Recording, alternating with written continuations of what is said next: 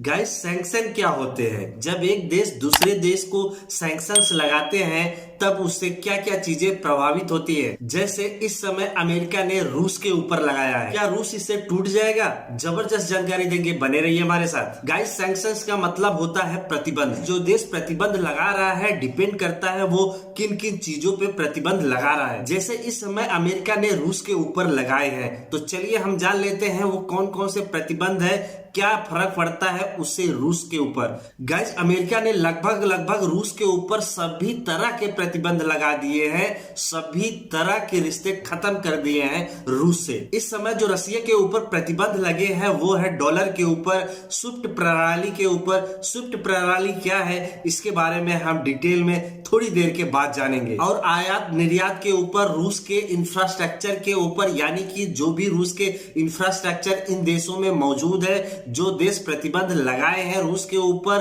पूरी तरह से अब उस देश के कब्जे में हो जाएंगे। कुछ प्रतिबंध ऐसे होते हैं जो कि लोगों के ऊपर लगाए जाते हैं। रूस के बहुत सारे ऐसे राजनयिक हैं या जो सेना से संबंधित लोग हैं, उनको उन देशों में जाने से प्रतिबंध लगा दिया है। रूस के जो कमर्शियल जहाज होते हैं, कमर्शियल मतलब पैसेंजर हवाई जहाज होते हैं या जो माल ढुलाई करते हैं, वो जो हवाई जहाज होते हैं वो प्रतिबंध वाले देशों के ऊपर या हवाई क्षेत्र में नहीं जा सकते हैं। टोटल अमेरिका ने प्रतिबंध लगा दिया है। यहां तक कि अमेरिका की जो मल्टीनेशनल कंपनियां हैं, जैसे यूट्यूब हुआ, मैकडोनल्ड हुआ, आईफोन हुआ, ये सभी भी रूस से अपना कारोबार समेट रही है। समेटने का ये मतलब होता है कि वो कंपनी भी उस देश में कारोबार नहीं करेगी, क्योंकि ये जो मल्टीनेशनल कंपनियां हैं वो भी उस देश के ऊपर प्रतिबंध लगा चुकी है। और उस देश से जितने भी अमेरिका या अमेरिका के सहयोगी देश हैं वो सभी ने प्रतिबंध लगाया है, यानी कि वो लोग भी उस देश से कुछ भी आयात निर्यात का काम नहीं करेंगे,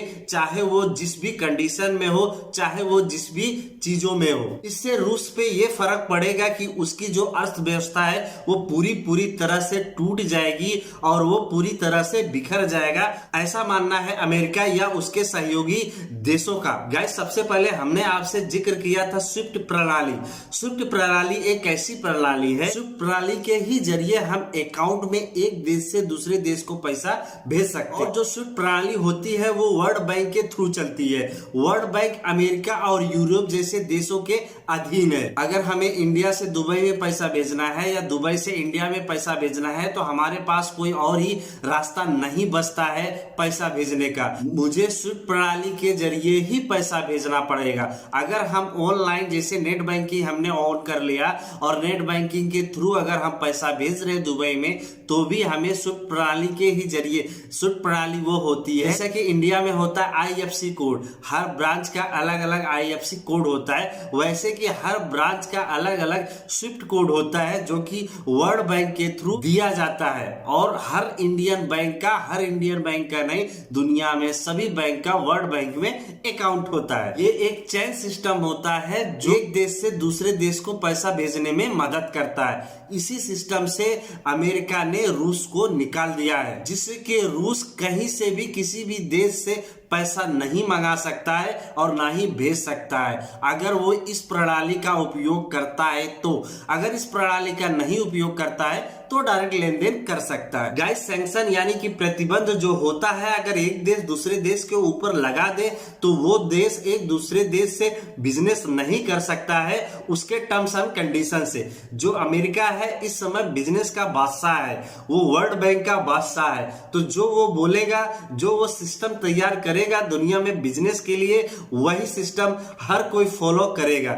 इसीलिए वो जब चाहे किसी भी देश के ऊपर चाहे प्रतिबंध लगा सकता है और उसको आर्थिक नुकसान पहुंचा सकता है। और कुछ लोगों के ये मन में ख्याल भी आ रहा होगा कि मैंने आपको बोला था कि मैं आपको थोड़ी देर में बताऊंगा कि हम डॉलर में बिजनेस क्यों करते हैं। तो डॉलर में इसलिए बिजनेस करते हैं, वो होती है हर देश की मजबूरी। मजबूरी कैसे होती है अब सुन लीजिए। मजबूरी ये होती है कि हर देश अपने आप में सक्षम नहीं होता हर चीज मैन्युफैक्चरिंग करने के लिए, उसको बहुत सारी चीजें जो होती है वो विदेश से मंगानी पड़ती है, यानी कि दूसरे देश से मंगानी पड़ती है। तो वो देश क्या करता है, वो ना कि हमारे देश के पैसा लेगा ना वो खुद के देश का पैसा लेगा, वो लेता है डॉलर में। डॉलर में इसलिए लेता है कि जो देश अपने आप में सक्षम नहीं होते हैं पूर्ण सक्षम नहीं होते हैं, वो क्या करते हैं, दूसरे देश से हथियार खरीदते हैं, अमेरिका जैसे देशों से हथियार खरीदते हैं। तो अमेरिका का एक पॉलिसी है कि उसको अगर हथियार खरीदना है उसका,